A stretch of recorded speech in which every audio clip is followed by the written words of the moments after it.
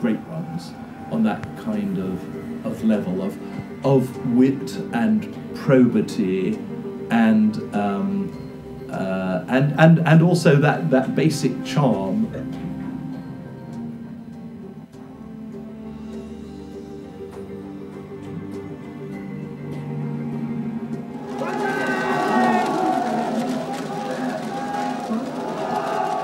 Most people think of Emperor Hirohito as the peace-loving marine biologist reluctantly forced into war, a prisoner almost since childhood of his military machine. But there's plenty of evidence to show that he was neither quite the puppet nor the pacifist that his image builders have made him out to be.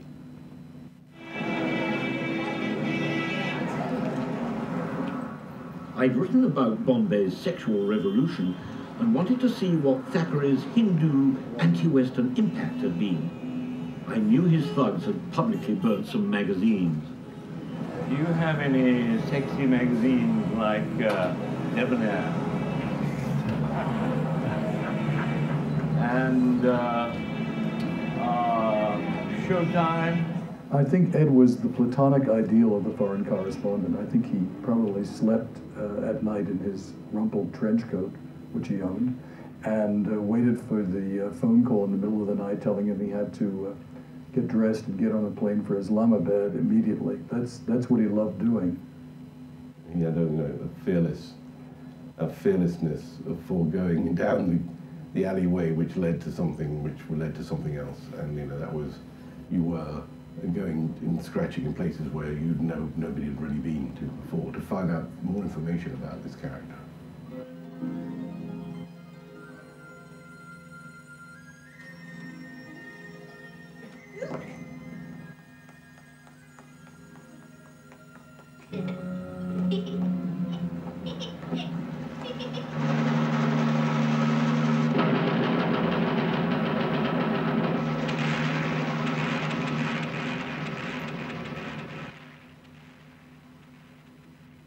He came to interview me about something. But very soon I realized that he was crazy about movies. He had a great sense of humor. That's what I liked really the most in Edward, was his sense of humor. And when we worked, we spent a lot of time together in various places of Europe, often traveling. I had always great fun with him. When I did see him operating, you could see how the personal charm got over, how the doors opened. The name opened doors, of course it did, but also the charm opened doors even wider, and that's how I'll think of him.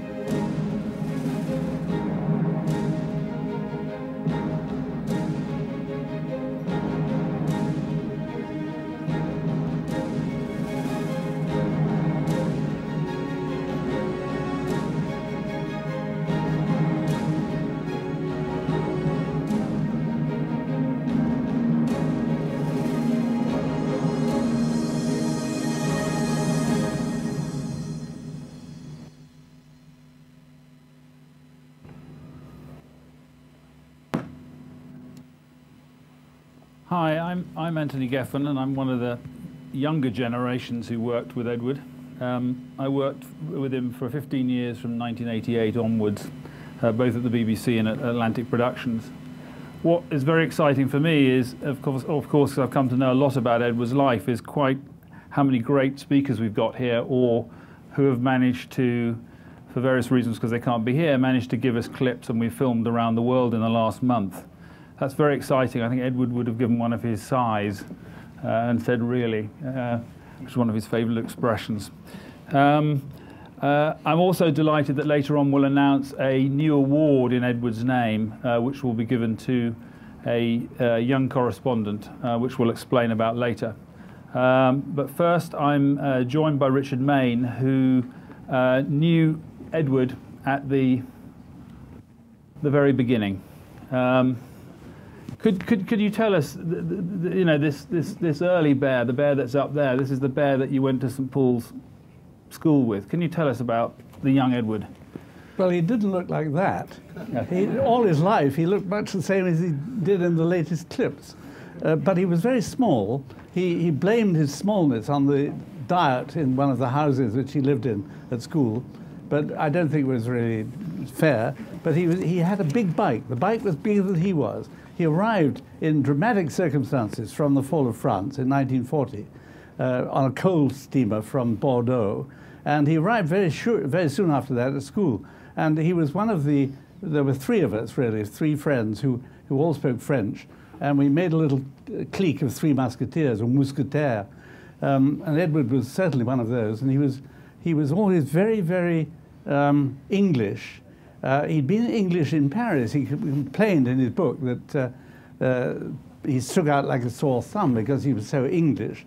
But he had this strongly sort of Indian Army colonel voice when he spoke English. In French, he spoke without accent. He was absolutely impeccable in French. But there was this very sort of very, very British voice. And it was amazing for somebody who'd come out of France, and it lasted all his life.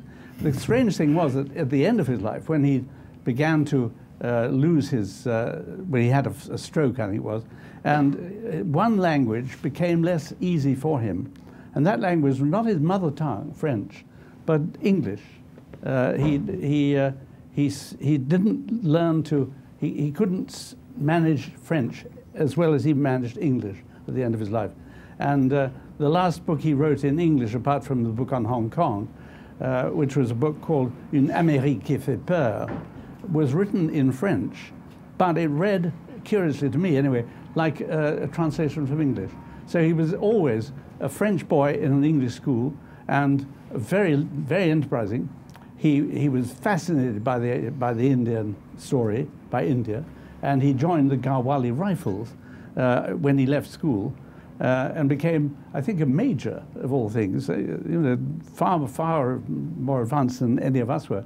And then came back to Cambridge, where I'd spent quite a lot of time with him, and also then worked in Paris for Reuters. And there again, I saw a lot of him. We used to walk around Paris at night, and he told me his dreams and all his worries and so on.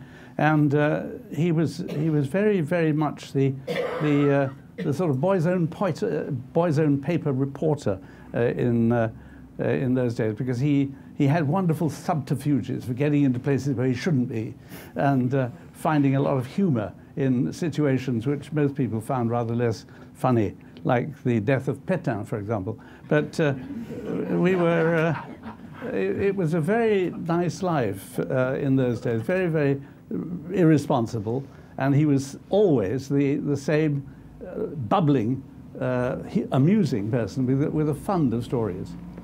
I mean, the year he graduated, there was quite interesting people at Cambridge, weren't there? People like Peter Schaffer, who remained lifelong friends with. There were a number of people, weren't there? Well, we were all in the same form, curious enough.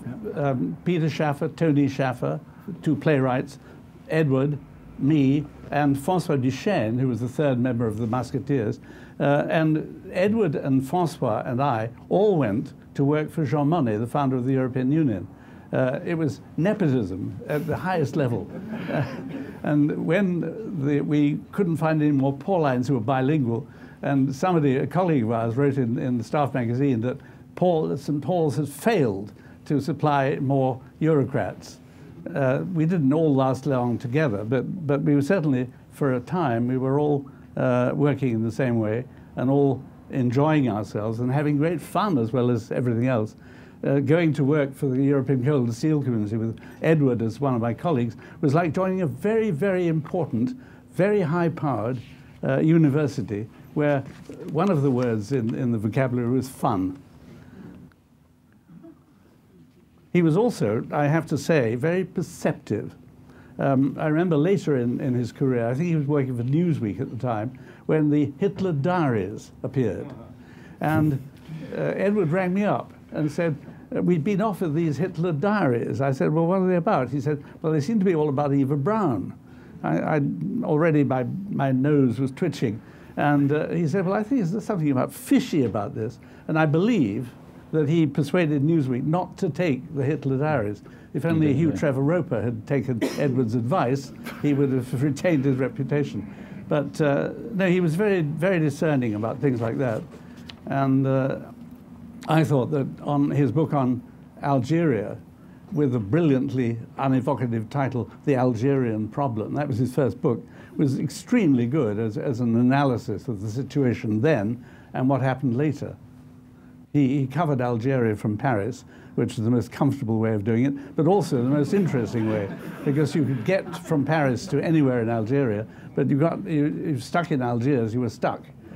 So that was, that was in the days of the pre-electric or pre-electronic reporting that Edward summed up in his wonderful book.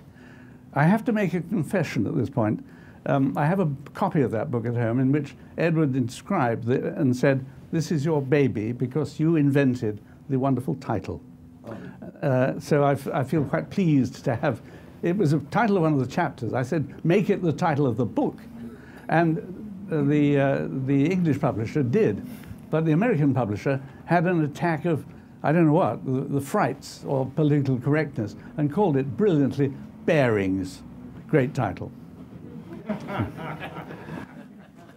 That's great. We're going to move on. Thanks very much, Richard. Can I say a little more? Of course you can. Two things about Edward. There's one story in that book which I love, and it's a very profound story. He was in the army, the Royal Galway Rifles, and he had to buy provisions for his troops from an island just off the west coast of Sumatra.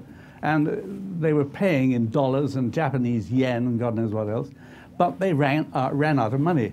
And Edward noticed that the sailors on the boat which was taking him there were playing Monopoly.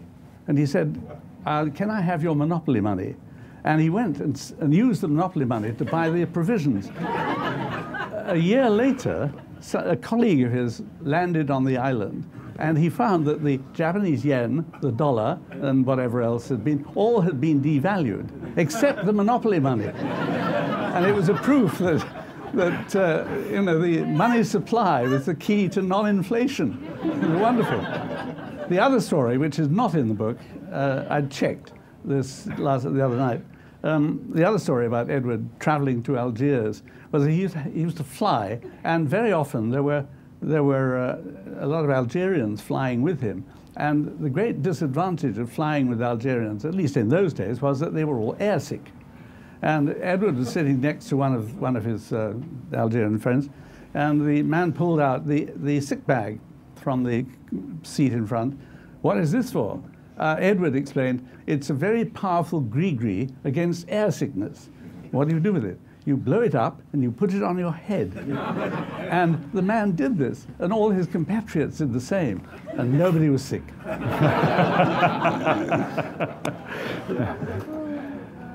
Thanks very much. Well, I'm sure there are so many Behr stories everybody's going to have. But we're going to move on. All I would say is that there are some more seats I notice here. So there's a few people sitting in the back who probably make themselves a little more comfortable. Right. 50 years after Edward was with the Galway Rifles, he returned for a correspondent piece, and we've got a very brief clip of Edward doing that. The Galway Rifles is the most sought-after regiment in the Indian Army, with an impressive list of gallantry awards, including 2 Victoria Crosses. Lansdowne is their regimental centre.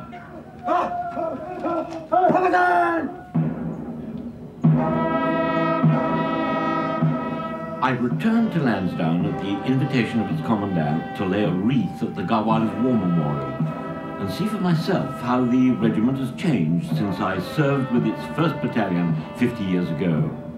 It hasn't much.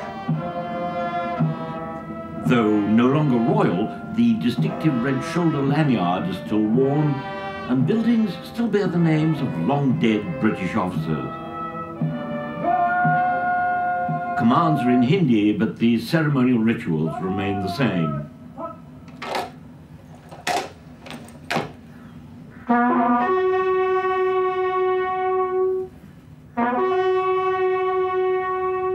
Looking down on the huge parade ground carved out of the mountainside, the only level surface at the height of 5,900 feet, I feel I'm in a nostalgic time warp. It had been an exceptionally Kipling-esque setting when I first came here as a second lieutenant in 1945, and it still is.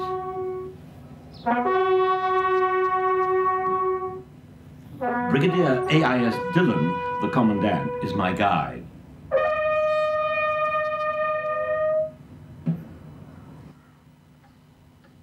The Gawali Officers' Mess, a monument to the taxidermist's art, is considered the finest in India. But I'm sure you'll agree there's a lot of improvement since you left. It seems exactly as I remember it. How's it done? So let me find that picture, and maybe you can spot yourself somewhere. Now, I'm not in those, but I am here. This is... I have a magnifying glass. This is me. You're looking very young there. I was 18. Right. A very young man in a very new bush hat.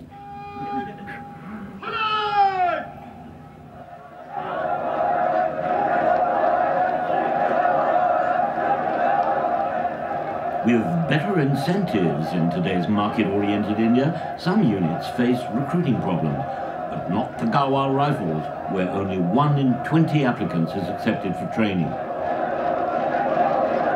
Many are second, third, and even fourth generation riflemen. In my day, in addition to normal leave, some of them got up to 45 working days to get to their villages and back. With Garhwal's network of new roads, maximum traveling time is now 3 days.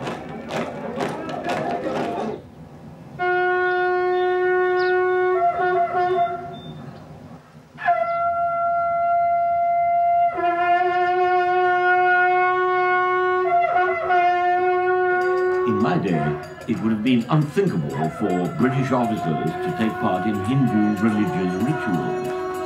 But the commemoration of Shivaratri, a major Hindu feast, is used to teach this all-Hindu regiment about their religion. Learning about the mythic Hindu couple Shiva and Parvati is all part of regimental indoctrination. The Garhwali battle cry itself calls on the gods of the Temple of Badrinath, Garhwal's holiest shrine. Though a Sikh, Brigadier Dillon takes a leading part in these proceedings, as did one of his predecessors, a Muslim. It's perhaps the most important difference I noted, an example of ecumenical tolerance that the rest of India would do well to follow.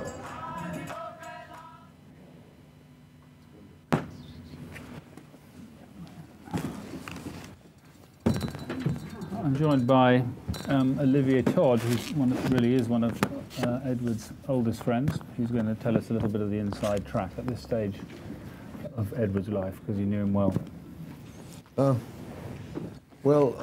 Just before the war, the young Jewish refugee in Paris, Edward Behr, met a young girl who was about his age, 10 or 11, and 12 years later, she turned up in Cambridge as my wife.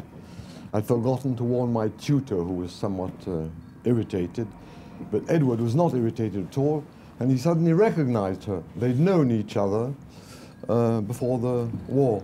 So we all had in common this bilingualism, because Anne had been brought up in the States. And I think a lot of our friendship with Edward was based on this kind of complicity in English and in French.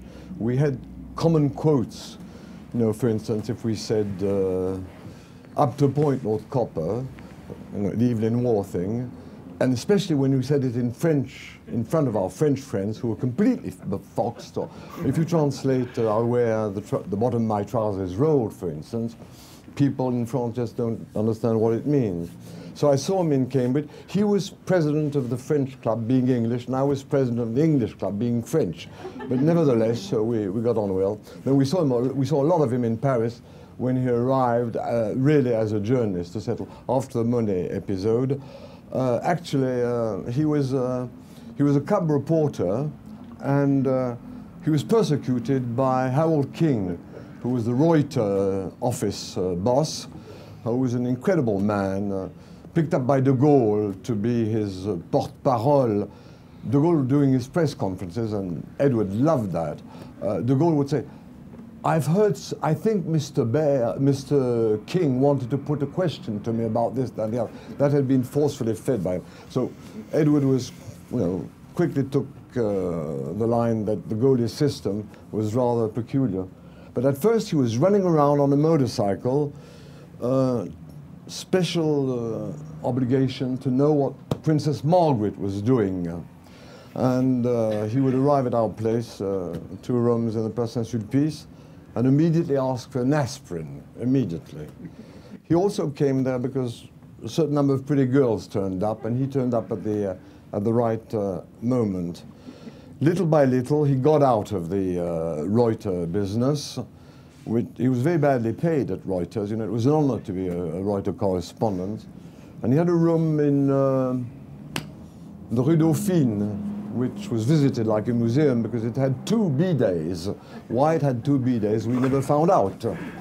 But little by little, he installed himself, and being English, he was an empiricist, and he had a strong sense of fact. But also, he was quite a good theoretician about various things. He was never taken in by the phoniness that you can find in France, long sentences with no particular meaning. Edward never bought. It was obvious that he had certain obsessions. He was very much in love with India, far more than with, this is a scoop for you, his first wife. Very few people know that he was married to someone before Christian, but since I saw Christian last week and we discussed it, one day he just told me, I got married. I said, yes. And 2 weeks later, he said, the marriage is over. And I didn't try to find out who left whom. But he installed himself on the French scene as a journalist. I think a lot of the French journalists were a bit frightened of him because he was so factually minded. He was very interested in facts. Also, he labored under terrible suspicion, which never left him. Because he had been an intelligence officer in India, everybody in France was saying, he's a member of MI5, il est membre de l'intelligence service.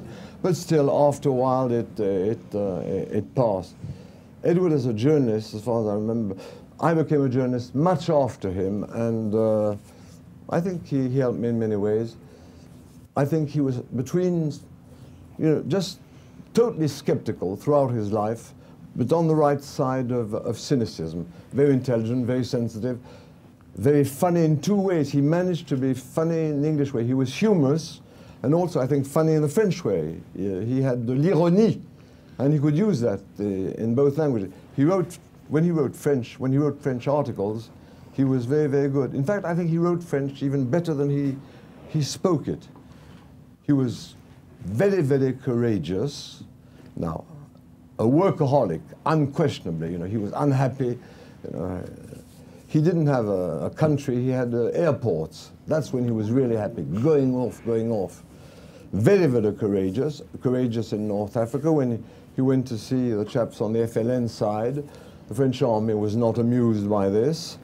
In Vietnam, one day he climbed up with the second wave of Marines near Dak To, Hill 875. And of course, McVie in Saigon said, we've killed so many NVAs and we've had a few losses. Well, Edward actually counted them, and then McVie was not very happy about it.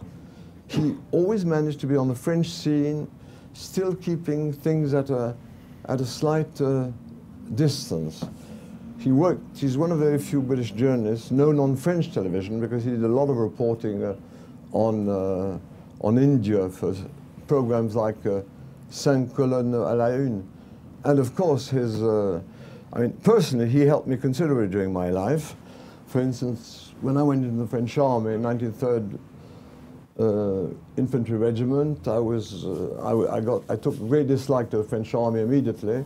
And Edward said, well, perhaps I can help you, I can get you a cushy job. And he immediately did, because this is not embargoed, he happened to be the lover of a French captain. So it's better to know a captain than a general French army. So I got myself in the press service at the Ministry of War. And I also owe it to Edward to having been sent to North Africa after that, because that cushy job wasn't all that cushy. And last thing, which might interest you, I owe it to Edward that Jimmy Goldsmith got interested in me when he bought L'Express in Paris. He asked Edward and a few of our friends who should be on that paper, provided they're not communists or they're not National Front people. And he asked several of my friends quite by accident, so I got a job on L'Express. Goldsmith's relations with Edward were extremely funny because he realized that Edward was brilliant, intelligent, funny, but I swear to God that he, at one point he said to me, "Your friend Behr, the communist." No, Edward, the communist. I said that to Edward. He said, "Well, that's Jimmy Goldsmith." Now, I think he was really rather exemplary as a journalist. And whenever I still see young people who say, "Je voudrais être journaliste," I would like to be a journalist. So I say, be on time and read Scoop and read anyone here been raped and speaks English. And generally they like it. The translation of Edward's book is not all that good, nor is Scoop all that good, but there's some things in English that you cannot translate into French. But Edward is Edward is Edward. Thank you very much.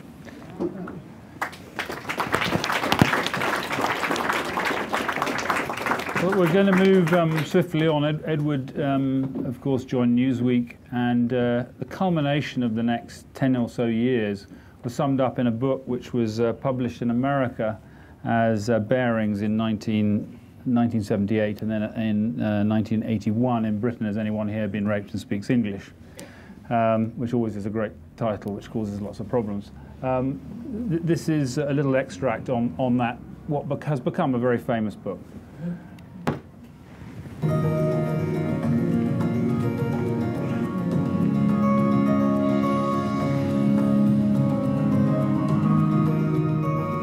This story, it was a series of essays about his adventures as a foreign correspondent, was kind of it distilled the experience of the foreign correspondent. Also, Ed wrote in a very fluent and also very humorous way. If it wasn't necessarily the Bible for people like me, it was certainly one of the scriptures.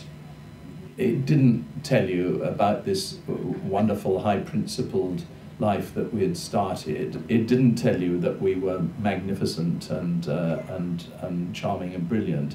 On the contrary, it showed what pigs journalists could often be, and the effects of it. And although it's a very extremely amusing book in many, many ways, it's also, as so often with Ed, there's a darker and really thoughtful side to it.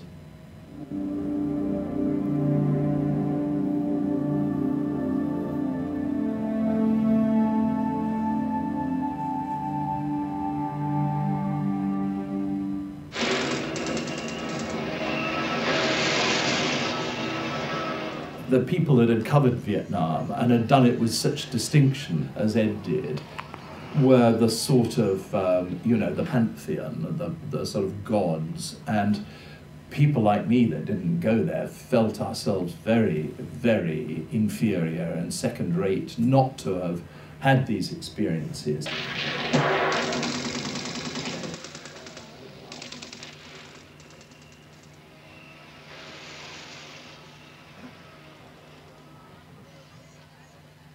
One of my most vivid memories of Ed Behr is that there was a moment when Roman called together his whole team to work on the book, and we were all summoned to Gstaad because Roman was busy skiing, and we would all meet in the morning and go over the manuscript, and then Roman would go skiing. And the way Roman skied, he was a very expert skier, was to do helicopter skiing. So one day he invited Ed and me to get on the helicopter and ride up the mountain with him. So we did that, and so we went up to the top of this mountain, and the helicopter landed, and the snow was kicking up, and then we went down, and I noticed on the way down that Ed was looking very strange, and I thought, well, he was just maybe a little sick in the helicopter. When we got down to the bottom, sweat was pouring off him on this, cold, clear, crisp day in Gstaad.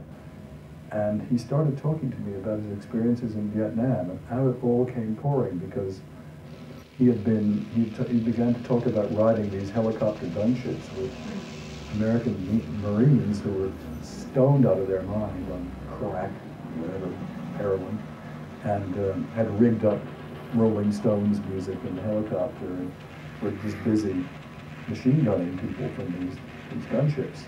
And it poured out for about an hour, with sweat pouring down him, and I realized that the man had been through some really difficult, intense, dangerous experiences.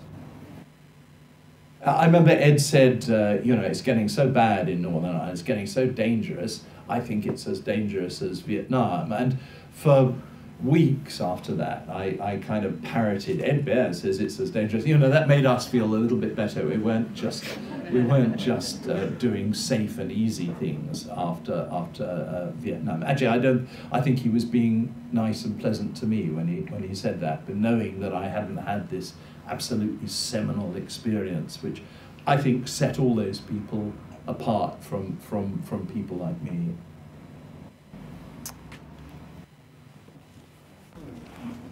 Marie. I'm going to be joined by Marie Colvin, who is with the Sunday Times, a reporter on some pretty fierce places. In fact, we spent a year chasing Arafat once. We eventually caught up with him. He went to China. He didn't show up. I didn't notice, did he? So, can you just tell us about, as a young reporter, the impact, or maybe before then, the impact this book had on you? Yeah, well, I guess I come from, and it's really hard to follow those kind of speakers, because I never met Ed, but was just incredibly impressed, well, moved by reading his book as a young wannabe. I didn't get anywhere near Vietnam. I was, still back in school, marching around, saying no, no, But several things moved me. His passion. He was so passionate about it, but not in this way of, somebody who stands up and is self-aggrandizing. He was the opposite, self-deprecating.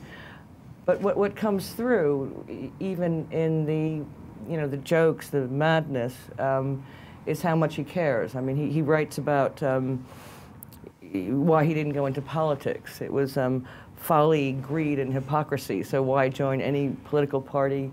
Why join any ideology? I want to be a journalist. And he saw that as his way of striking blows, and he struck a lot of serious blows. And also, when I read that book, I thought, God, this is fun. Somebody pays you to go to strange places, meet mad people, and then you write about it. And it just seemed like it was very influential in that way of becoming a foreign correspondent. Didn't know I'd go to war at the time, but did end up doing that. And the other thing, I think we discussed this earlier, is this kind of Behr school of journalism, which is very different in many ways, isn't it, to the journalism that often goes on now. Yes, he was very, and that's what, when I reread over the weekend, Anyone Here Been Raped and Speak English, what comes through loud and clear, the self-deprecation, the humor, the descriptions of the madness, because it's all the kinds of things that get left out. You might tell, you send to your editors the story, and then you tell your friends what really happened at the bar.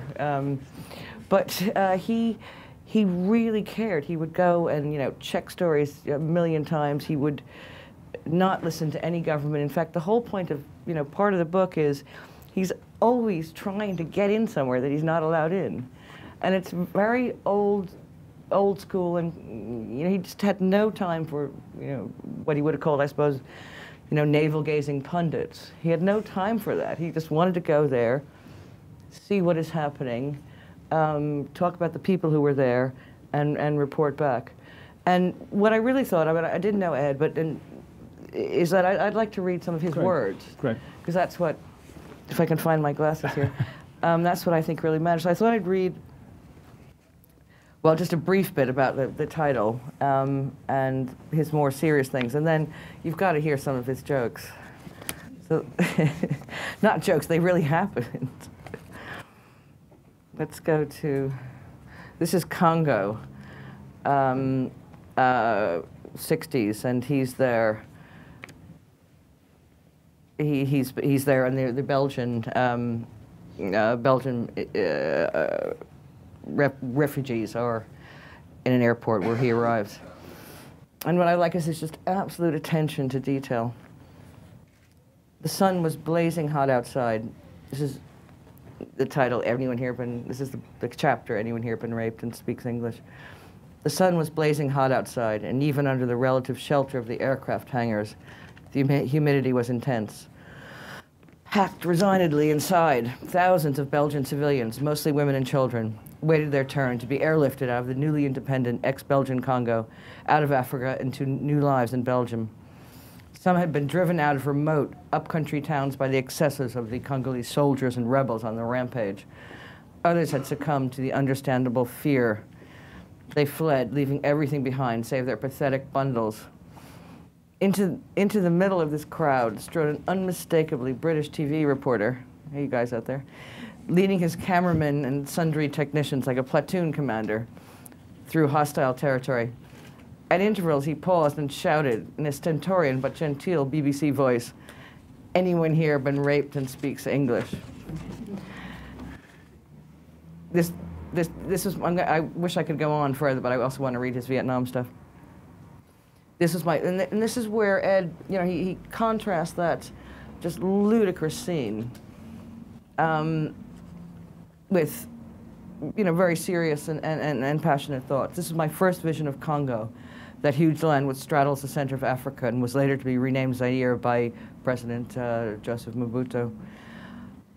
The BBC's reporter's callous cry summoned up for me the tragic, wildly surrealistic nature of the country itself, where several rival ethnic groups, some of them in areas as big as France, and all totally unprepared for independence.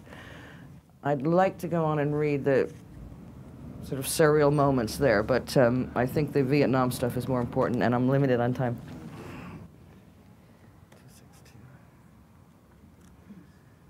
He's now, I mean, he covered everywhere from Angola to Cuba. Little known fact, he actually was taught a tango lesson by Fidel Castro in the early days. He was an extraordinary man. This is my favorite dispatch, and it's sort of long, which is why I've cut the "Anyone Here Been Raped and Speak English." It says everything about him. Journalists were banned from, I think what Olivier was talking about, banned from Hill 875, and he got there. And he described being a war correspondent that you needed chutzpah, the ability to stay up for long periods of time, and low cunning. This illustrates all of them. He's gotten up to the front and was a bit easier than Iraq. You can actually jump on helicopters. This is Edward. All Thursday I had watched the medevac helicopters come in and talk to some of the wounded, including a medical officer with a hideous hole in his back caused by a mortar fragment, who described how, in one of the airstrikes, all of his medics had been killed, cursed with a and this is real Ed, cursed with a vivid imagination, I have always found, whether as a schoolboy waiting for a boxing match, or as then on the verge of entering a bad war zone, that anticipation made for the most pernicious fear of all. Very true. So, still in darkness the following day, I quietly left the press tent, i.e. leaving his colleagues behind, and went in search of a helicopter to take me onto Hill 875, where at least I would have something concrete to worry about. Luck was with me. Orders had gone out that no reporters were allowed on the hill, but a young black corporal, noting the Newsweek flash on my army fatigues, motioned me over and said, "You're from Newsweek? I read it every week. Hide in the bushes. When the coast is clear, I'll put you on the first chopper going." Having made up my mind for me, the corporal was as good as his word. A few minutes later, I was sitting on a load of explosive satchel charges, grimly hanging on for dear life as the Huey swung upward and over the hill. A mere 5 minutes later, after skimming the treetops, we came down in a clearing at the base of the hill. not properly prepared landing zone I was used to, but a rough hole in the jungle, originally caused by extensive mortar fire. Nor did we really land. With inches to spare, the helicopter hovered between the trees, a few feet from the ground. I jumped out. The helicopter crew started gingerly tossing the satchel charges to the troops below. I had arrived on Hill 875. From then onward, for the rest of Thursday, which happened to be Thanksgiving Day, I have total recall. First, I scrambled from one bunker to the next, trying to reconstruct the actual story of what had happened from the beginning of the ambush. And that's what he did. He went there and he goes foxhole to foxhole. My concern became entirely practical. How to keep my notes together, how to keep them legible, how to avoid shedding helmet, pack, gas mask, which a burly black sergeant insisted I carry in case gas was used later on. There was an intermittent thud of incoming mortar shells. I'm going to skip a bit to keep it. As I arrived, the company was preparing for a final assault on the hill, on which, in well-concealed bunkers, a small group of kamikaze North Vietnamese were still entrenched. We're going up that hill, the sergeant said. We're going to get ourselves Hill 875. Are you going up with us? He asked. I nodded. I'm going to have to cut as I go because it's too long. The first wave of troops emerged from bunkers and moved up the hill. There was a good deal of cursing and swearing.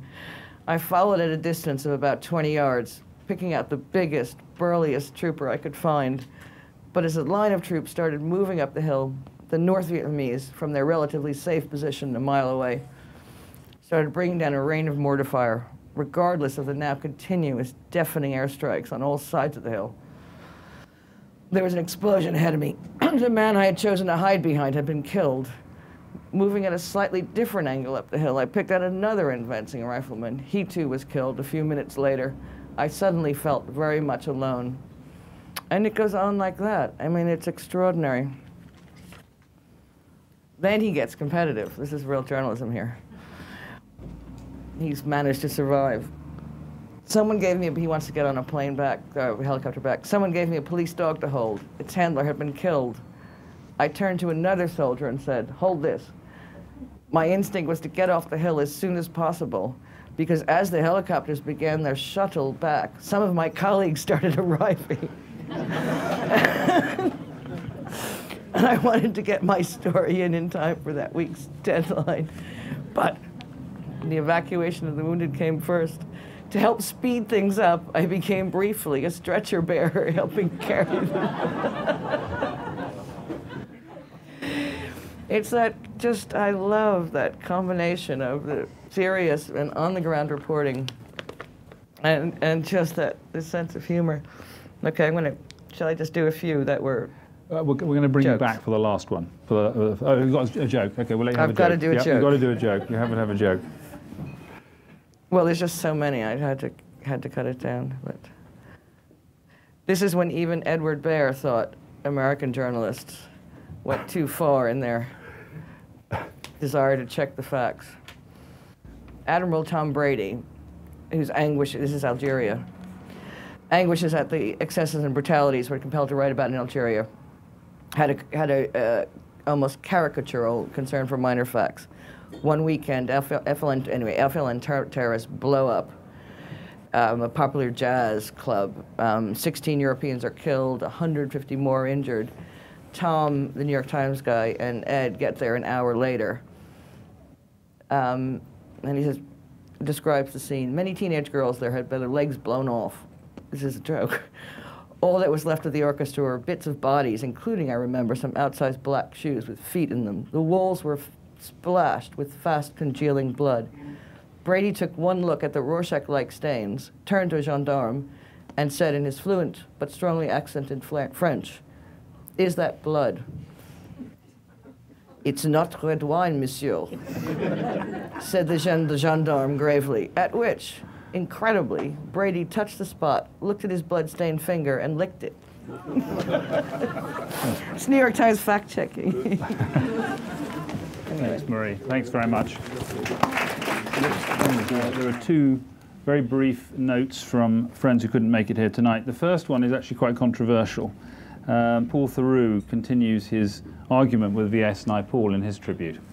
And then we have a brief one from his publisher, Peter Gethers. Peter Gethers is first, I gather, just in case you can't notice the difference. Oh, yeah. What I remember was being incredibly envious of his job. He was the European cultural correspondent for Newsweek then, which basically meant that anything interesting that happened anywhere outside of the US, if it appealed to Ed, he could head there and write about it. But as I got to know him, I realised I wasn't envious of his job, I was envious of his mind. Because Edward could appreciate and analyse and synthesise just about anything. Art, film, politics, people, culture. He could absorb, learn and write brilliant commentary on all of it. When I got to know him better, I also became envious of his perfect apartment in Paris, his perfect house in Ramatuelle, and his perfect attitude about life.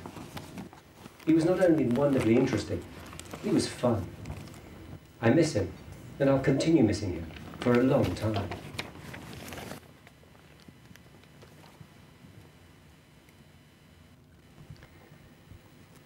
Edward Behr, who was never known as Ed and obviously discouraged the name Teddy, embodied for me all the characteristics of the journalistic ideal, the brilliant foreign correspondent.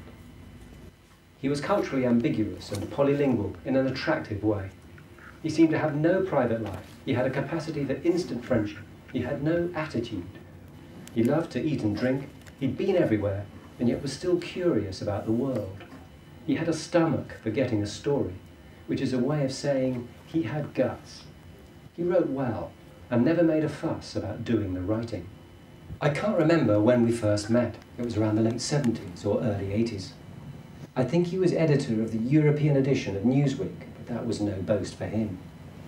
I knew he'd written brilliantly and bravely about Algeria, and had made documentaries about that country at war with itself, and about China. I much admired the title of his book about reporting, Anybody Here Been Raped and Speaks English? He loved telling people how when it was published in the US, it appeared under the title insisted upon by his publisher. Here Edward pursed his lips and smiled and spoke the word, bearings.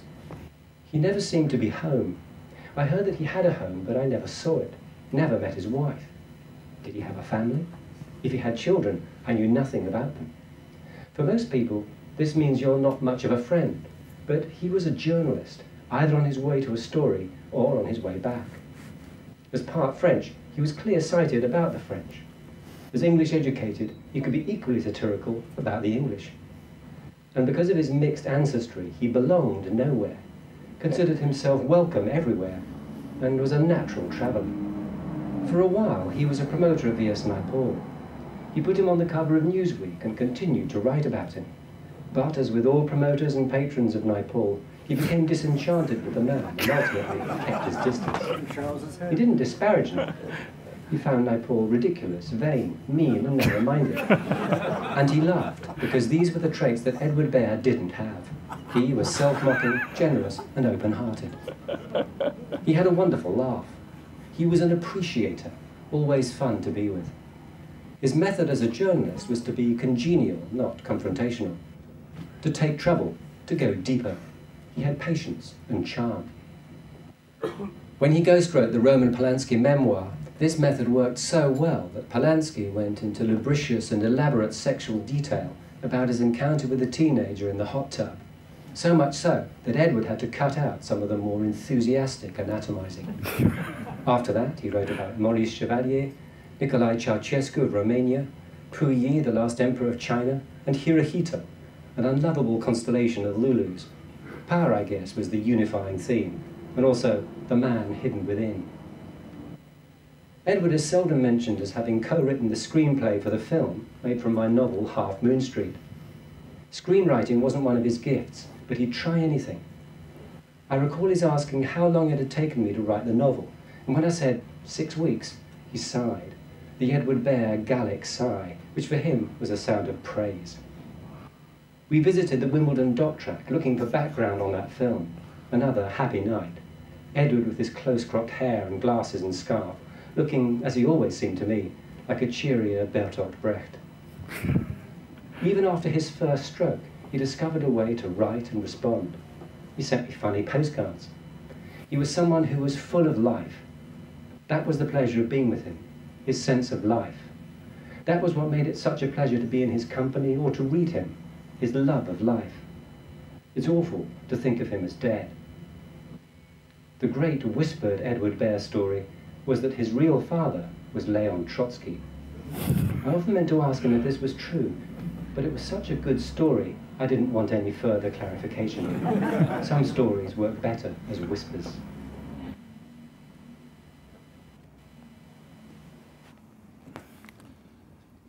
Oh, there's something for the newspapers for tomorrow.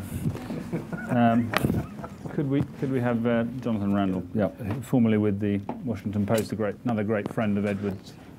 I'm going to disappoint some of you because I think I invented the title, but for his book. But I'll tell you why. I first got to know Edward Behr at the tail end of Algeria's War of Independence in the early '60s. We were both working for Time magazine, though he was already very much a star, while I was the new boy on the block. He was a founding member of the prestigious Maghreb Circus, a ragtag group of predominantly French correspondents covering the war in irregular transhumance between Algiers, Tunis, and Rabat. He plugged me right in. That was not the kind of favor he forgot. Years later, I found a way to return his kindness, although inadvertently. For my sins, I've been assigned as Times correspondent covering the armpit of Africa, which meant spending months on end chronicling the Cold War in a warm climate in the former Belgian Congo. In the summer of '64, the so-called Simba rebels, loyal to the memory of Patrice Lumumba, the independent country's first prime minister, swept through eastern Congo. So rapid was their advance that they captured several hundred, mostly Belgian civilians of the city, still known then as Stanleyville. For 3 months, they were held hostage, despite diplomatic efforts to free them. Finally, a column of white mercenaries was hastily recruited to drive to Stan to liberate them. For the last leg of their push, I flew into Kindu, several hundred miles to the south, only to be wounded by unidentifiable bits of Lumumba's statue, which the mercenaries blew up along with the local bank vault. I was medevaced to Leopoldville, where I was put on crutches and pondered my fate as one of the few people wounded by a statue since Don Giovanni. I was still on crutches 2 weeks later when U.S. Air Force C-130s dropped Belgian paratroopers on Stan, freeing the hostages who were immediately flown back to Leopoldville on the same planes. Aside from a handful of hostages who were killed in the operation, the rest emerged miraculously unscathed from the ordeal. I was hobbling around Leopold Airport when the planes landed with the hostages. Indeed, me and my crutches arguably suggested the only outward signs of the violence they had endured, so much so that I figured in an AP photo that made front pages around the world. The airport scene was so banal indeed that in desperation, a television cameraman shouted out, as we've heard earlier, anybody here been raped and speak English?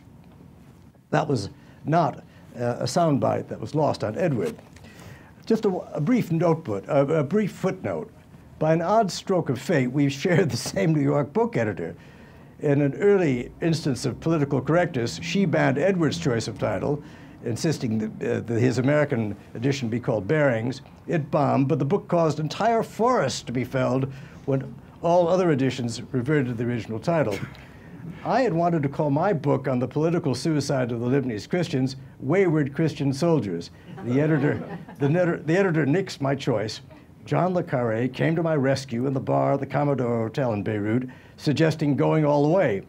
Little did he or I know that was teenage slang for sex, or that Don Wakefield, years before, had used the title for a novel to describe that activity in great detail.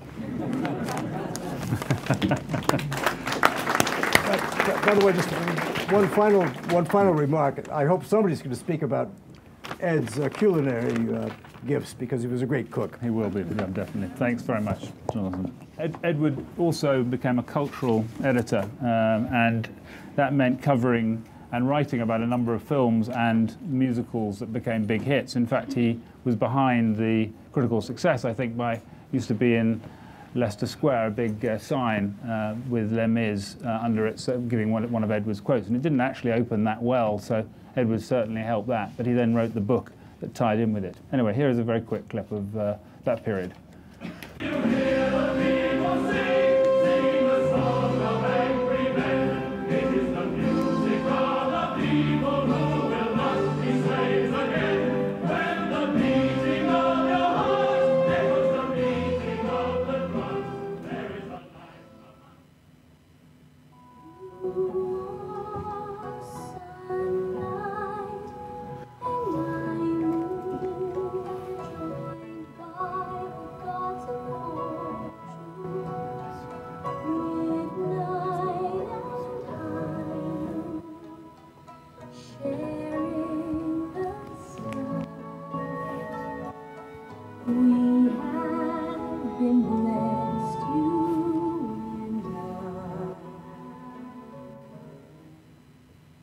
I got a call from Bertolucci in, I think, 83 or 84. Please, can we meet? Because I would like to make a film in China. And we met, and it was about this subject, about From Emperor to Citizen, which was an autobiographic, or a ghosted autobiography of Puyi, approved by the party, which we had managed to get permission, eventually get permission to make into a film. We decided, well, wouldn't it be great? It's so full of information and facts. We would like to find somebody who could make a really interesting book around the last emperor. And that's where we sort of thought about who can do that. And when Edward's name was suggested, it was immediately, Bernardo and I immediately said, that is spot on. And on meeting him, who was somebody who we really knew that somebody can help us with the idea of such a big subject which people didn't know about, to give a reader around it, somebody who's reading material. And it didn't disappoint. He was published in every language of the film. Upstairs I've got, I think, maybe 15 different language copies of this book.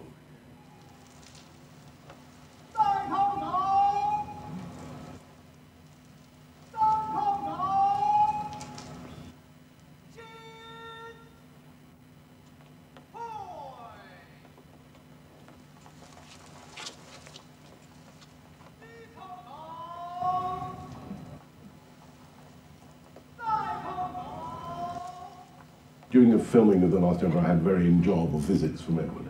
And he came when we were filming the large scene of the coronation of Puyi, which was thousands of people. And it was something that was unmissable. We had to all be involved. We had to see that many people in front of a camera. Today it's all done with digital, but then we actually had real people. I think we had 5,000 people dressed, performing at once.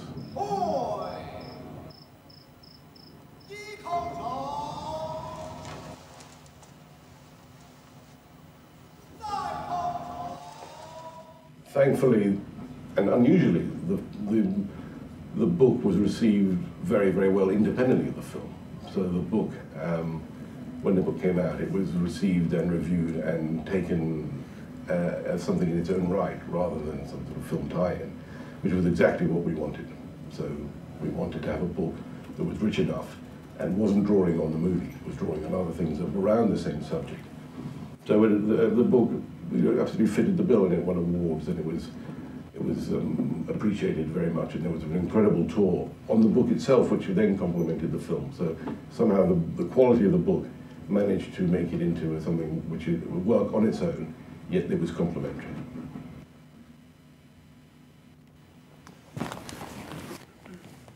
Christopher.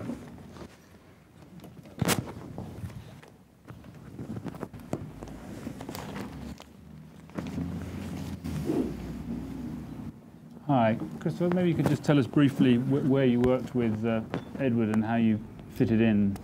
Well, this is working, yes, I think. I first met Edward when, there we go.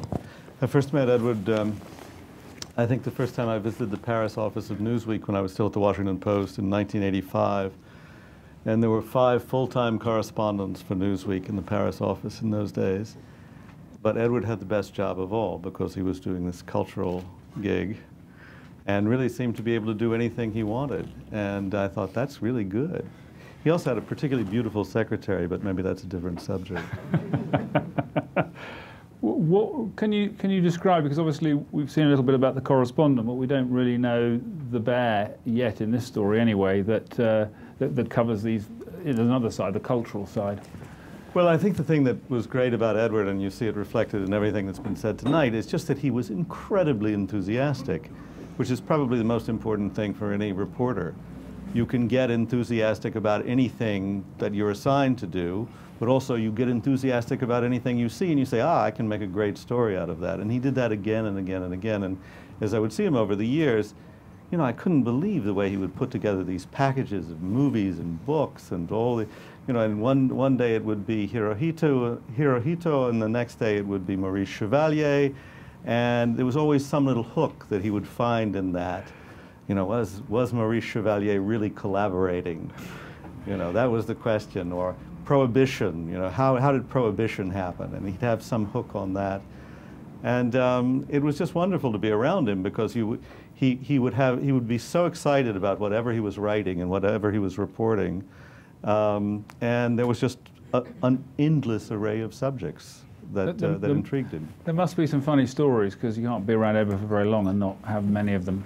Oh, you know, I'm not a great teller of funny stories, and there have been so many good stories told tonight, and he could tell great ones. I mean, one of the things that was fascinating to be around Edward is that he was not only of a great generation of journalists as journalists, but as I think his book suggests, he was of a great generation of storytellers. I mean, I've spent a fair amount of time around bars with other correspondents, but I wish I'd spent more time around the bar with him, because he did it really, really very well. And I think that's what you see in Barings or anybody here. I mean, you've already mentioned some of it, but what in particular stood out about Edward working alongside him? Because obviously that gives you a fairly good view. How he operated, how he worked. Well, first of all, when I knew him, he was already moving into the books, so we were not working right next to each other all the time on a story. I think that as maybe it was Olivier or somebody else who was speaking earlier tonight, he had a real nose for things. He had a sense, because he had done so much, because he'd been so many places, he was exactly the kind of reporter or editor you want to work with, where you're told a story and, you know, it's like, that doesn't sound right. That doesn't feel right. What's the where does that turn? How can you get around to the backside of that and see what's really going on? And he did that all the time. And I think that's what made his books interesting, and it's what made him so interesting. Yeah, I mean, I remember when I worked with him in the early years, we used to spend weeks and weeks standing something up, and he'd suddenly ring me at 5 o'clock in the morning and say, Anthony, and I'd say, Edward, it's 5 o'clock in the morning, and he'd say, the whole story isn't right. You know, and there aren't many people who do that. Yeah. That's a, you know. Yeah, I think his editors were not always happy about that, actually. But he was held, I think Newsweek always held him in very high regard, didn't they? Well, they did, absolutely they did, although, you know what happens over generations change, people don't understand what's involved. Certainly he had a very close relationship with a man who for a long time was the executive editor of Newsweek, Maynard Parker, and father, son, older brother, younger brother, who knows exactly how it worked, but they did understand each other very, very well, and as long as Maynard was around, I think that was good. In his later years, as Edward, you know, I was rereading the obituary I did for him a year ago, and I looked at the age, 81 years old, and I thought, no, he couldn't have been 81 years old when he died. Because even after the stroke, he was so full of life and just so full of energy that, wow, I hope I'm going that strong at 71, you know. Well, I want to thank you very much. I know you came in from Jerusalem, didn't you? Or, no, Sharm el-Sheikh. Well, it's nearly fairly nearby today, but which we're very grateful for, and we'll look forward to chatting to you at greater length later on. Thanks very much. We're just going to be joined briefly by Pierre-André Bouton, who was one of the directors of Arte Television, which actually showed several of our films, including the Prohibition series. Pierre-André was a filmmaker in his own right, who in fact worked on Edward's last film about Taiwan. So maybe you could, and you've got your, maybe you could just tell us very briefly. I always remember that you had a very good impersonation whenever we used to meet each year in Cannes of Edward. First, I knew, excuse my English, which is awful. But if I can speak English, Olivier will translate a little. But so first time it was in Prague in '68. You ride with another man from Newsweek called Arnaud Borchgrave. It's a name, okay. And there were the kings. Of course, there was the Russians and the Russians thing. But these two men, they knew everything. They were always, my first look at Edward is somebody who was always running. And you know that. So we were making television for the French television, okay. They knew everything. And after 1 week here, they decided it was finished. Russian was there. Everything was going to happen in Romania. And they left, I don't know how, to Romania. And we were, I don't know, 10 or 20 people in Prague thinking, what do we do here? It's finished. We have to go to Romania. The two of them. So there were the kings. After I made a film with Edward about the stars of cinema in Cannes, which was called the French cinema. It was about the way American people understood the French cinema. And I decided to have somebody who was making photographies around people who were talking, and it was Jacques Lartigue. You see, with Lartigue, a very well-known photographer of the 30s, etc. And Lartigue was a little old man, always like that, with his apparat, tick, tick, tick, tick, tick. And I remember Edward walking at Eden Rock with Kirk Douglas, with a very serious conversation. And Lartigue, like that, with Kirk Douglas, and Douglas thinking that it was somebody coming, nobody knew from where. And Edward was like that, he's in the film, he's in the film. Don't worry, he's in the film, he's in the film. And he was always like that. I think Edward was always in a hurry. He thought the world was too slow for him, always.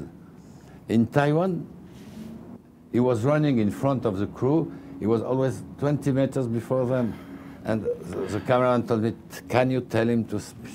And it was very warm. And it was, of course, after the end is not good, but it was very like that.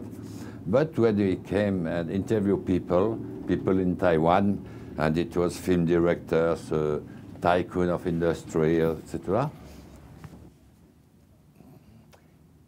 He had the absolute authority. He was sure that he was in the right place, and all these men had to answer to him. Always.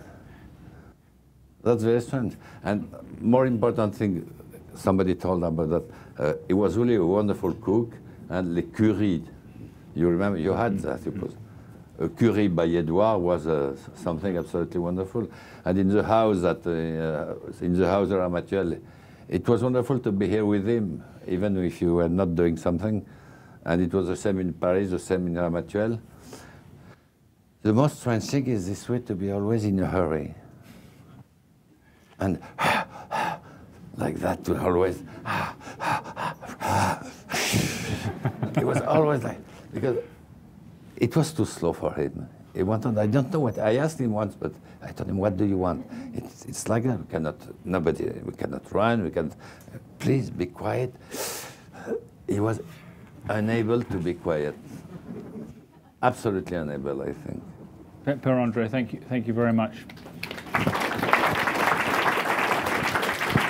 We're going to move swiftly on to two very short pieces from people who couldn't be here. Morley Safer, the great CBS fame. Oh, it's Polanski, is it? Okay, sorry, it's Polanski next. Mine doesn't say Polanski next anyway. So we're now moving on to Polanski and the story behind what became quite a famous book. Here we go.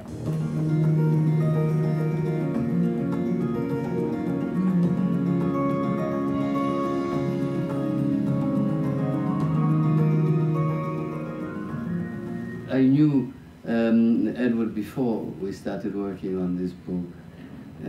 He wrote several articles in Newsweek at that time about my work.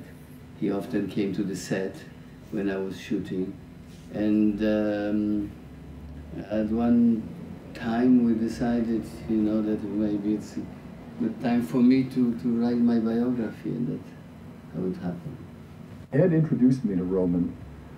One day we were having breakfast at the Georges V in Paris, and Ed said, "I'm just about to go around and see my friend Roman Polanski. Would you like to meet him?" And I said, "Yes, I'm a great admirer of his work." And so Ed and I went around to Roman's flat in the Avenue Montaigne and had a nice meeting, a cup of coffee, during which time the idea of Roman doing a book came up, and we kind of, it was like a Mickey Rooney, Judy Garland, why don't we do the whole show right here? In that hour period, we decided that we would all work together. I would sell the book, Ed would write the book. And thus began a great adventure, because it was not easy to pin Roman down. I liked going out a lot in those times, and Edward liked getting up early, so that sometimes there were days where we hardly crossed each other. Ed loved to get things done. Roman liked taking his time about this. It was after all his life and very hard to recall all this stuff, and some of it was not just hard to recall, but difficult to recall, if you see what I mean. I recorded most of it, you know, I really talked for hours and hours, and then Edward would have to listen to it and edit it and put it together. Edward did a brilliant job. It's not easy to be a ghostwriter. I often think about Ginger Rogers' remark that she said, "I was just as good a dancer as Fred, except I did it backwards and in high heels." And the ghostwriter has to be a very good writer in general to put a book together, but also do it in someone else's voice, and Ed perfectly captured Roman's voice. A newly arrived, fresh-faced correspondent at Newsweek's Paris bureau. I was the youngest foreign correspondent in Newsweek's history. I thought I knew everything, but in fact I knew nothing, and I was scared out of my wits. Ed Behr peered into my office one day and saw right through me. He took me out to lunch, got me very drunk on a very potent North African Boulouane rosé, and proceeded to tell me all the do's and don'ts of the Paris bureau operation. I, of course, was too drunk to remember a thing he said, other than to watch out for the Boulouane. Ed and I grew to be friends. I learned up close what it takes to be a good reporter. Ed, who could never sit still, was perpetually curious. He needed to know why things were the way they were. We eventually wrote a screenplay together, a black comedy about a green young reporter who inadvertently starts a war. It was the most fun I'd ever had, and it's in large part why I am a screenwriter today. Thank you, Ed, for your wisdom, your generosity to me, and a few life lessons I will never forget. I can't remember exactly where I first met Ed, other than it was hot, dangerously unsanitary, and filled with the humour and tragedy that were the hallmarks of most of the mid-20th century's great stories. So it might have been Algeria or Cyprus, or Vietnam or India, or West Africa, or Jordan, or Israel, or Lebanon. It definitely wasn't Paris, or Prague, or Londonderry. Those would all come later. But one thing you could count on, if Ed was there was trouble. He believed that the main job in being a foreign correspondent was to catch a moment of history by the scruff of its neck and have as many laughs as you can along the way. People who make history generally make mischief, and man, the 50s and 60s are filled with both. The 60s breathed the last gasp for a craft of reporting that now seems rather quaint. We filed by telegraph, or shipped our stories on airlines that no longer exist. And having filed or shipped, there was time to think or drink, or ponder the foolishness of man and his fate. The advent of the 24-hour news cycle brought an end to time, forcing reporters to maintain an endless chat room of blather, speculation, and repetition. Ed was wise enough to see it coming, and shifted his efforts into reverse, into the less perishable forms of journalism, books and documentaries, history the old-fashioned way. And by going backwards, he and a few other old codgers managed to maintain that youthful enthusiasm that got us into this wonderfully rewarding line of work in the first place. How do you write an epitaph to a life so deliciously lived? I think the best, most accurate last line to the Ed Behr story is, "He never lost his curiosity. He would never mind his own business." What? So, and Morley Safer, they're all being read by Mark Hallerley, who is in fact the voice of The Apprentice. So if you're suddenly confused, we've switched channels here. Mark is reading them all, so of course that should have been in an American accent, I'm sure. But Morley is one of the great faces of American 60 Minutes, of course. Now we're going to actually, to keep on time, because I'm being very strictly rationed here, we're going to miss the next clip, and I can just tell you what it is. It was Bob Swaim, who wrote Half Moon Street with Edward, talking about their film, and for those of you who know Edward well, we can send you a copy of it, but for time we need to move on. I don't think there's any bit of groundbreaking news we're going to miss on that piece. So I'm just going to flick my wand a couple of times, and we should now be through to the next stage. One day when I was 27 years old, Edward Behr arrived in my life, rather like a bear arrives, I suppose, in a way. He came through the door because he was making a film about, in fact, he was making a book about Hirohito, and had some information which I had heard about. And with his usual enthusiasm, he flew over from Paris to London. He was then 62, so there was quite an age gap. But one soon became caught up in Edward's incredible enthusiasm. And in fact, for me, I suppose it's odd. I was to start my career making one of the most controversial and in some ways successful film that I'll probably ever make. So from there, it's, you know, going backwards after that. I don't know, maybe not. But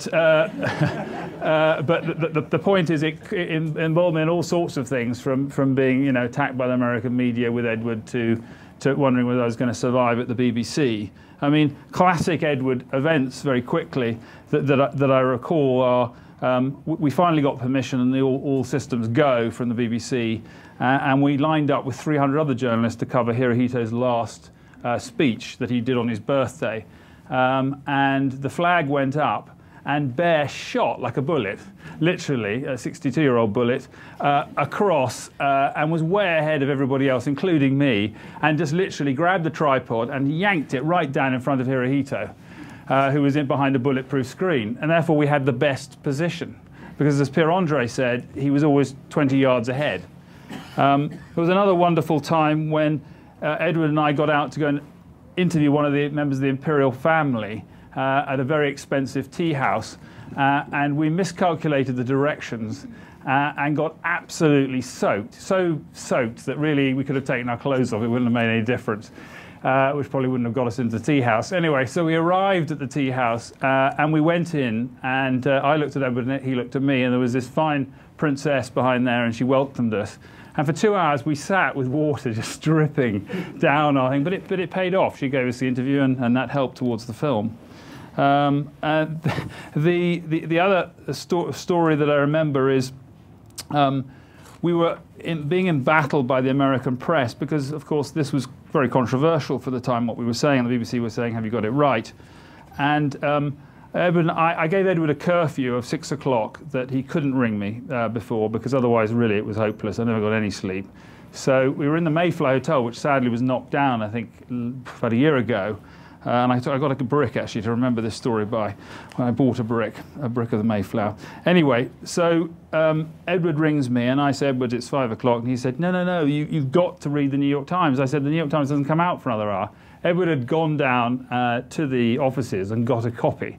And of course, being Edward, he was absolutely right, because one of the prosecutors at that would have been at the Hirohito's trial had written an op-ed piece that completely disarmed any case against us. And there it was, smack in the middle of the... So in fact, the debate that happened after the programme was almost futile, because everybody agreed with us. In fact, it was the most boring debate. The audience, having been absolutely huge, then just sank off. But the PBS were convinced they should have this wretched debate about, in the end, nothing. There's a rather nice little postscript to this, which you'll see that has only just come out, or we decided it should only just come out, and I spoke to John Simpson about it, who interviewed the day before yesterday, which is that the BBC actually tried to play a little bit hokey with Edward's what he was in the film, and actually passed the entire responsibility in case the film backfired onto Edward by calling it a personal investigation. Anyway, you'll see that in a second. I think what was unusual about Ed as a writer is that he had the ability to shine a light on certain subjects that other people had examined but had not examined in the oblique angle with which Ed approached it. He always found fascinating little bits of research, and he always had a different take on things, and that take was attractive and informative. The pressures nowadays on documentary makers, on writers of essays for Newsweek, for instance, or for the BBC, don't have the kind of time that they used to. And all too often, I think, in this sort of post-Ed Behr period that we live in, that people are content simply to trot through the facts, the known facts usually, and so that a documentary will be an account of it, sure, but it won't tell you anything very new. And to Ed, I don't have any doubt at all that would have been just a pointless waste of time to do something that didn't tell people something different and new and sharp. Sharpness was a quality which I would guess he prized more than many others.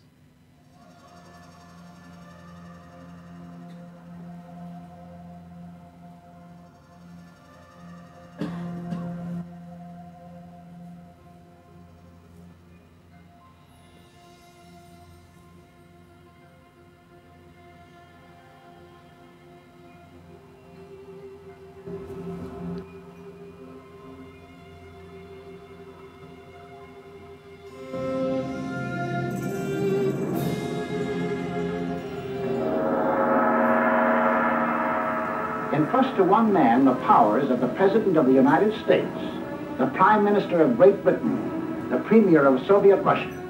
Add to them the powers of the Pope, the Archbishop of Canterbury, the head of the Russian Orthodox Church. Then top it all with the divine authority of our own Son of God, and you will begin to understand what Hirohito means to the Japanese, why they call him the God Emperor.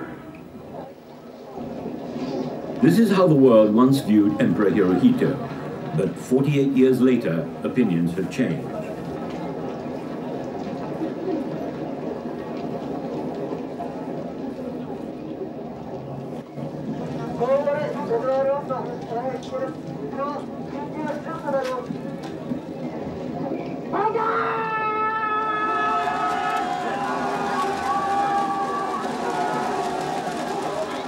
He was now a kindly old gentleman, a benign father figure. On this, his 87th birthday, his last public appearance, there was no mistaking the affectionate, mystical bond between the emperor and his people.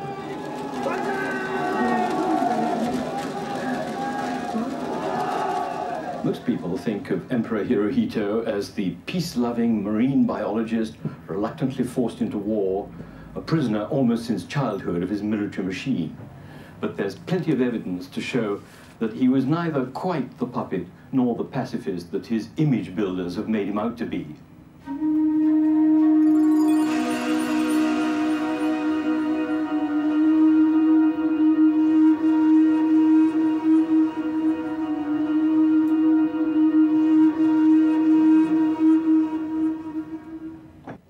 I'd first become interested in him while investigating the life of Pu Yi, the last emperor of China.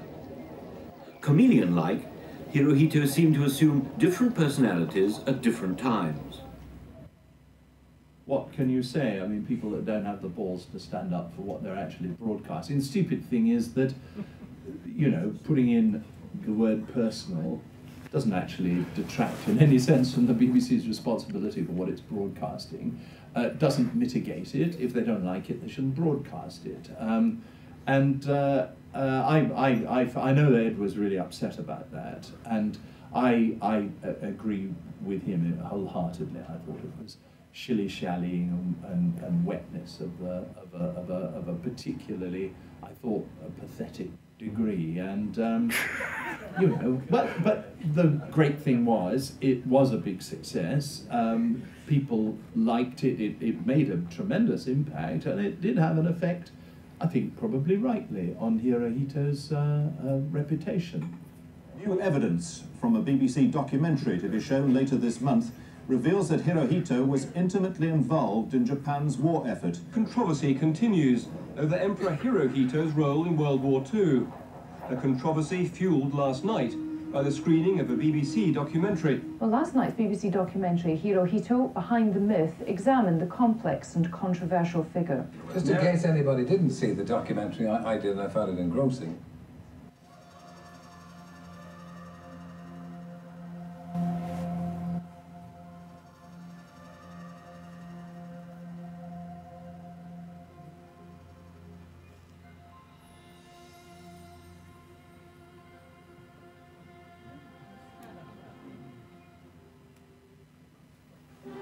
Japanese war criminals, including former Premier Hideki Tojo, go on trial in Tokyo to answer for the aggressive cruelty which they sponsored.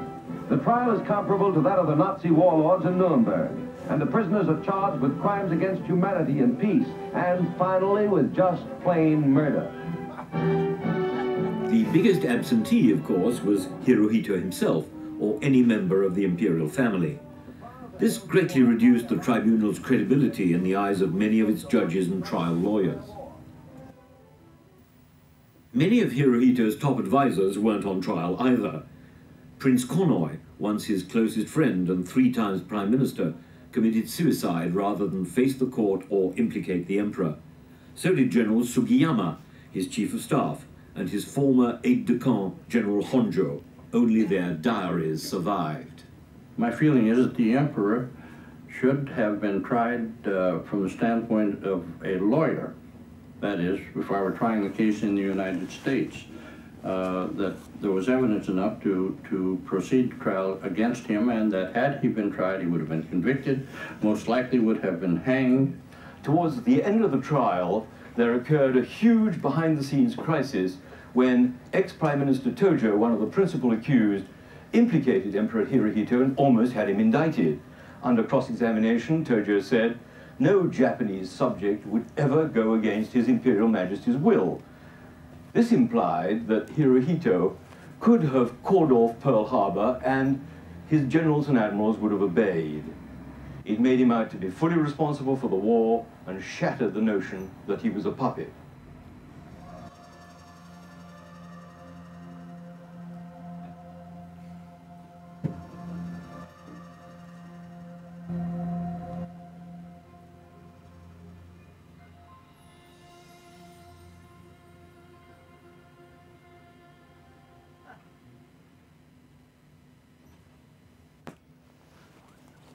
Jeffrey.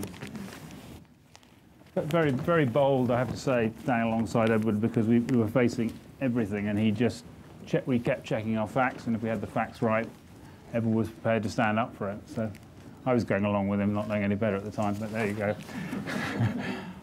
Jeffrey worked with Edward not long after that on a return to India. Maybe you could just tell us and introduce the clip for us. Yeah, well, at Correspondent we made a series of films with Edward. Nothing of quite the great import of Hirohito, but a series of very interesting films which I think reflect quite a lot of the things that people have already said about him. He wanted to approach things in an oblique way very often. He wanted to tell a new story, something quite often very quirky, but always very trenchant. And he had a way of getting to the nub of things that other people didn't have. He was very humorous, and that came through certainly in the correspondence we did. I do think that there's an important aspect to his work, and I'm glad that the title of this evening is Anyone Here Been Raped and Speaks English, because I think the echoes of that are very important to me, and I think should be important to all journalists working. Because everything Edward did, he did with decency. He would go right to the heart of a story, sure, he'd get his teeth into it and never let go, but he would always treat people with absolute humanity, with straightness, and with a decency.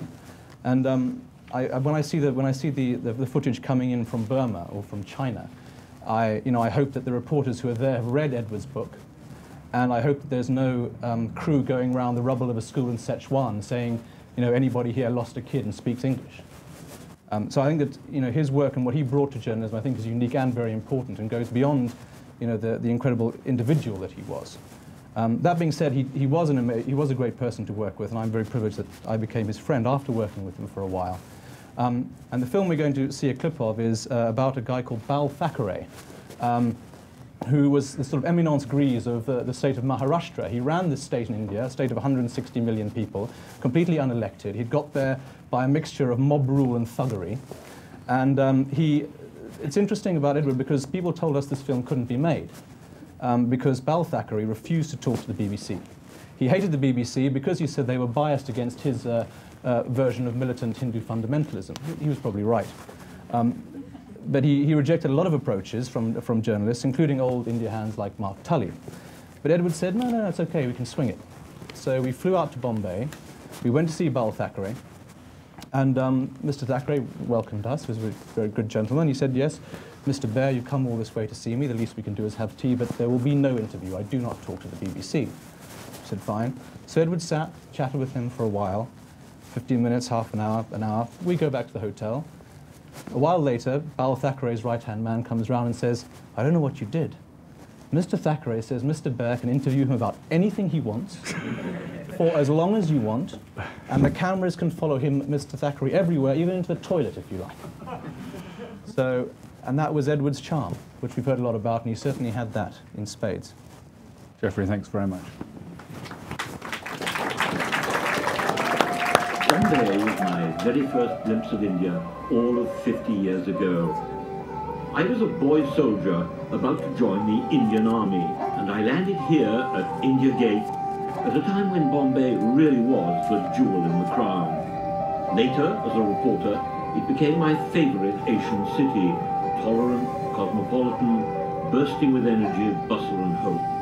But this time, things are different. Even its name has changed. The bustle is still there, but the town I know and love may soon change beyond recognition. The man responsible is Bal Thackeray, whose Shiv Sena party came to power last year. This is how Thackeray, once a political cartoonist, projects his image. With the tiger as emblem, he's the reincarnation of Shivaji, the legendary Hindu warrior. Anti-Western, anti-foreigner, he also censors films, newspapers and books, and claims to have ended India-Pakistan test matches. But the most dangerous thing about him is the way he fans the flame of Hindu-Muslim hatred.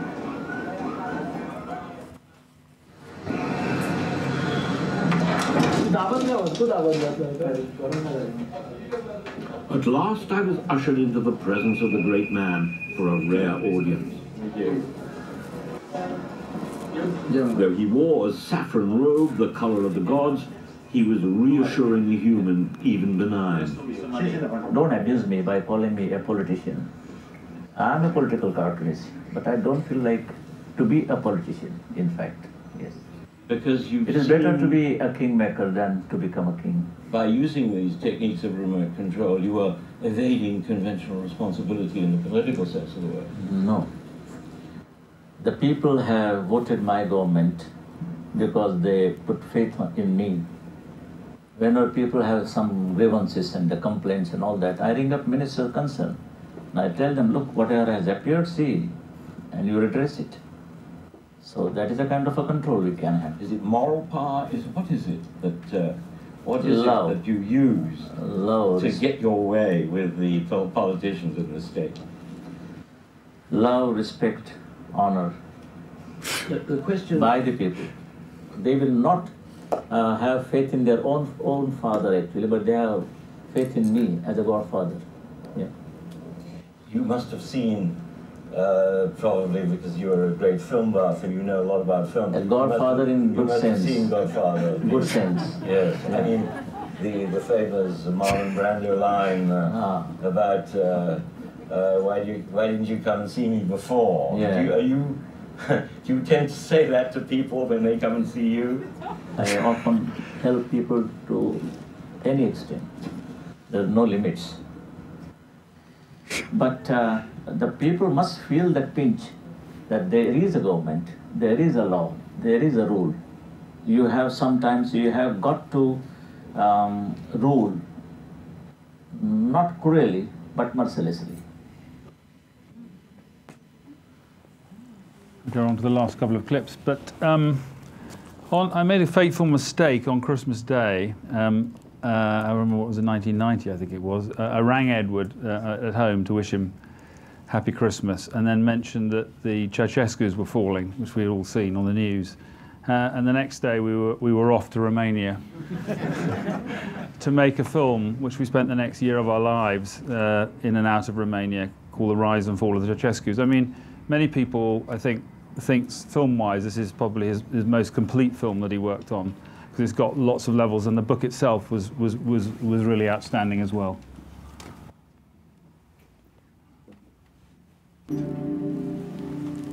I really liked the book he wrote about the Ceausescus, Kiss the Hand You Cannot Bite. And he did everything very quickly but very thoroughly. He had an amazing ability to absorb a lot of research and then write it quite effortlessly, so that the story of the Ceausescus, which is a complicated one, read like a novel, you know, the rise and fall of this mad couple in this strange country. I like that book very much. I think from those that I read, probably that was the one that I somehow appreciated the most.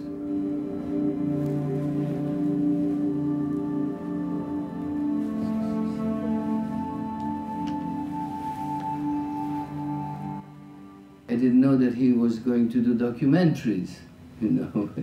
And I remember Edward made me watch some television stuff on Ceausescu, which stupefied me. In this Bucharest cemetery lies the cobbler's apprentice who became Romania's fountain of light and giant of the Carpathians.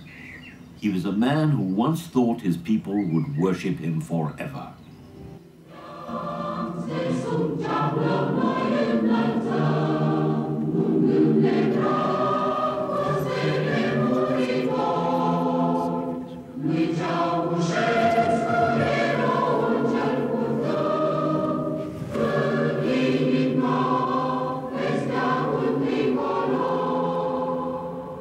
Today, all that's left of Nicolae Ceausescu is the image of one of the most despised dictators of modern times. Who was Nicolae Ceausescu? Was he really a monster? And did he deserve his horrible end?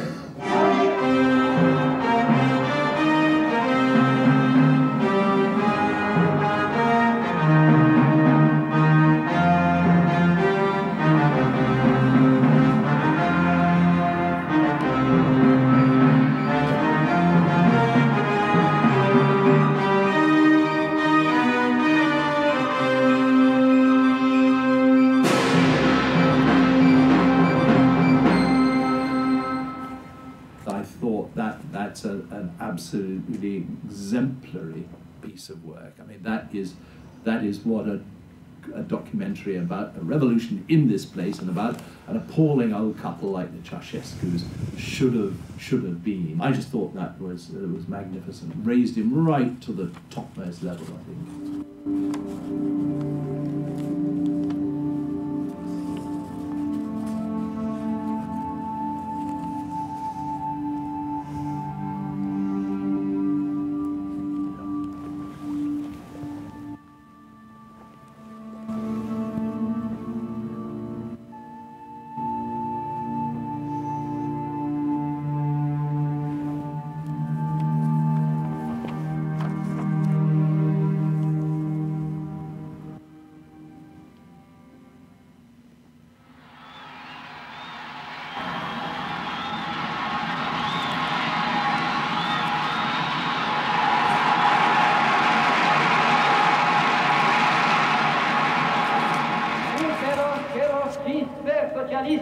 în Ceoslovacia constituie o mare greșeală.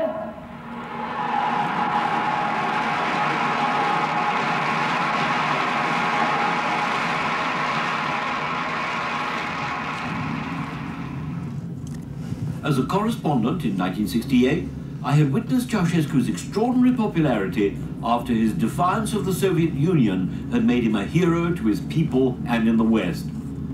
A year after his death, I drove to his hometown. I wanted to look at the myth he had fabricated in his lifetime and find out why things had gone so wrong. The myth starts here at Nicolae Ceausescu's birthplace in Scorni Cești. All the reverential biographies of the Ceausescu era portray him in almost caricatural terms as a precocious genius determined from childhood to root out social injustice. From contemporaries, former colleagues and prison companions speaking freely for the first time, I was to get a very different picture at almost every stage of his life. This was the kind of house young Nicolae really lived in.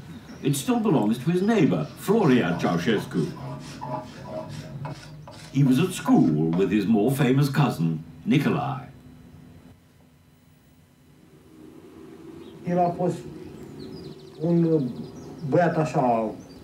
He spent most of the time on his own and hardly ever played with any of the other children.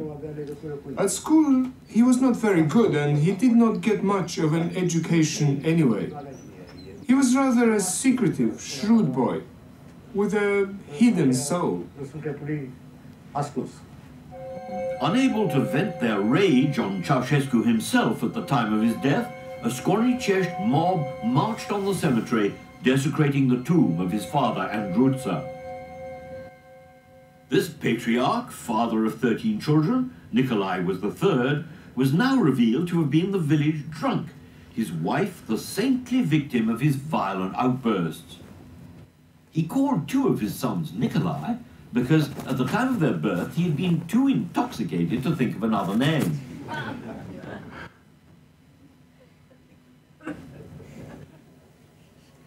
The presidential couple's craving for world recognition was all part of their growing need for adulation. With no lack of invitations from all over the world, they'd stick pins in this globe at random to determine where to go next. Our leader is a political genius, and the world looks up to him with great respect and admiration. This crass form of image building was designed to show Romanians that world leaders of every conceivable political variety looked on Ceausescu with veneration. But sometimes, the Ceausescus made an indelible impression for other reasons. Quand il est venu en visite officielle, c'est-à-dire en 1978, when he came on a state visit in 1978, he had completely changed. Power had gone to his head. He interrupted continuously, he was arrogant, he wouldn't let people speak. He laid down the law without allowing the slightest contradiction when his extremely narrow-minded views were questioned. He was our guest at the Hotel Marigny, where VIPs on official visits are housed opposite the Élysée Palace. Unfortunately, after he had left, the head of the Marigny residence came to see me appalled and said, "It's frightful. They've taken everything away." There were lots of ornamental objects, lamps, vases, ashtrays, bathroom fittings. After their departure, the place had been emptied. Everything had been unscrewed and packed away. It was as if burglars had moved in for a whole summer. Naturally, this confirms the bad impression he and his team had made. And unofficially, of course, I warned those who were about to receive him, for he was on a European tour, that they should take the kind of precautionary measures I had been unable to foresee. Queen Elizabeth was compelled by the Callaghan government to welcome the Ceausescus, complete with their food taster, at Buckingham Palace. A lucrative British aerospace contract was in the offing, and Ceausescu would only sign it if invited by the Queen and given a royal welcome. Thanks to President Giscard's warning, nothing was stolen from Buckingham Palace, but the Ceausescus were convinced their rooms were bugged. Years later, the aerospace deal would still be the subject of acrimonious debate. Ceausescu bought only one British plane and tried to pay for it with strawberries. We'll never know what the Ceausescus thought as they finally understood they were about to die. But my guess is that both remained so insulated from reality that despite this ultimate rejection of everything they stood for, they still believed that they, and they alone, were the victims of this tragedy.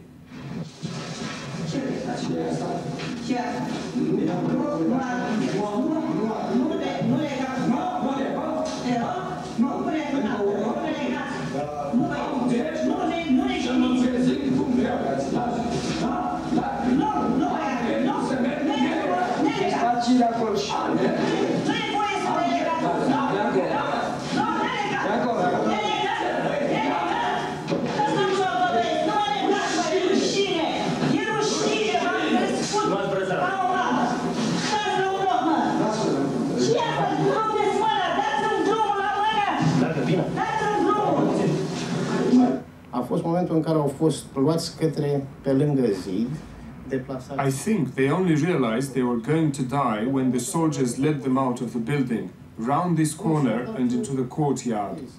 One of the soldiers looked at Elena and said, "You've had it, lady." And she told him to go to hell, using very bad language. Then she said to her husband, "This can't be. Surely, Nicolae, they don't still have the death penalty in Romania." But he just stuttered something I couldn't understand.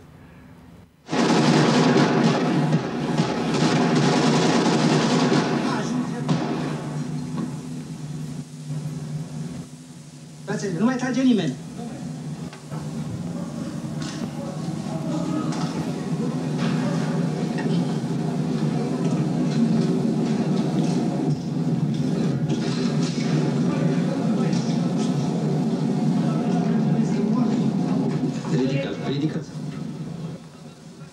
The soldiers had been told to aim at the body, not the face, so people would recognize him and know he was really dead.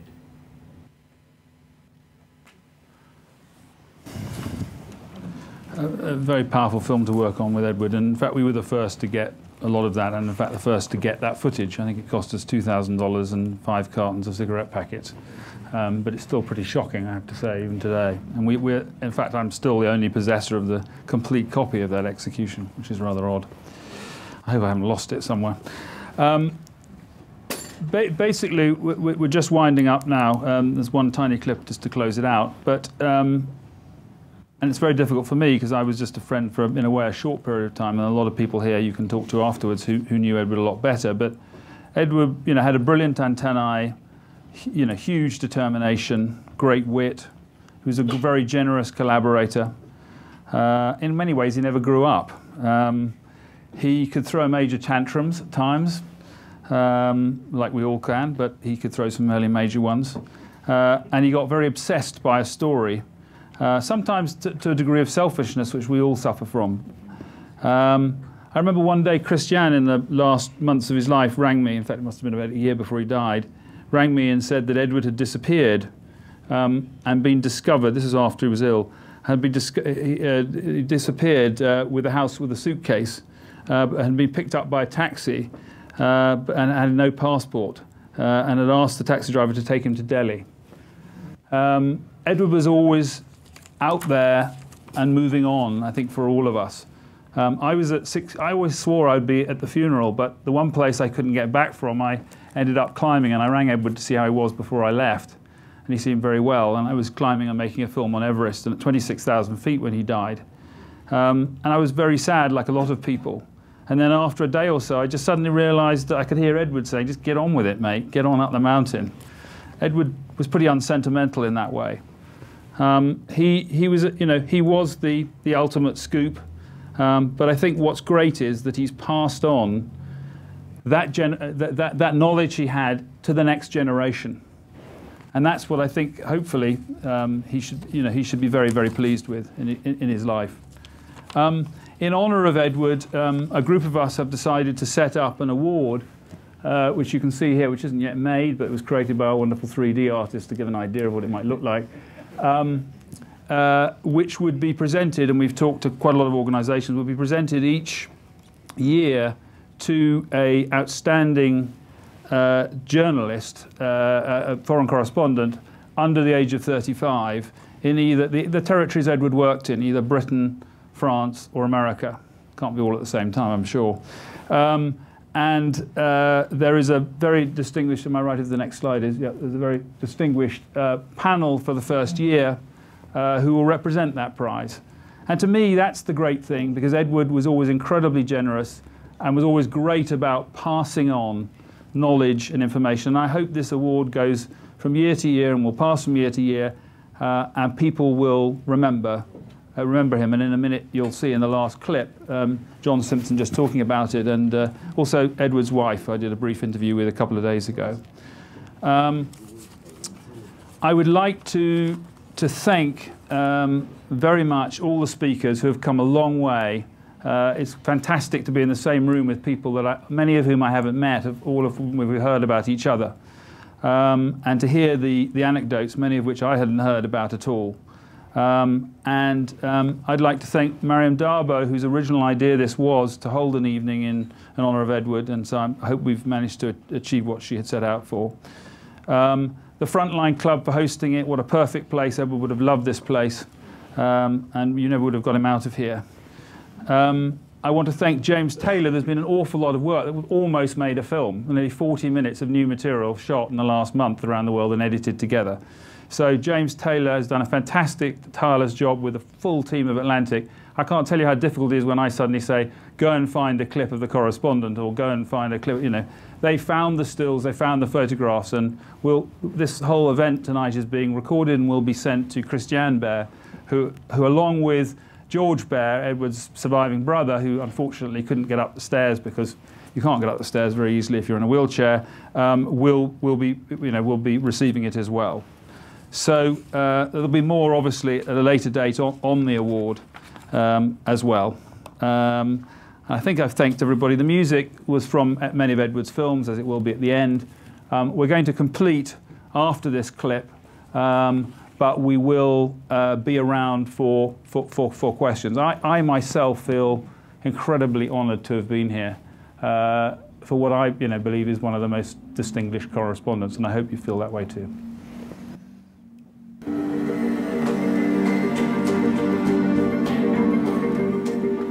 Je suis très heureuse à la pensée qu'il y a un prix à la mémoire d'Édouard pour un jeune journaliste anglais, américain ou français qui voyageait autour du monde. I think it's a lovely idea that his name should be kept going that way. I think perhaps his memory we can keep it going. I certainly would love that.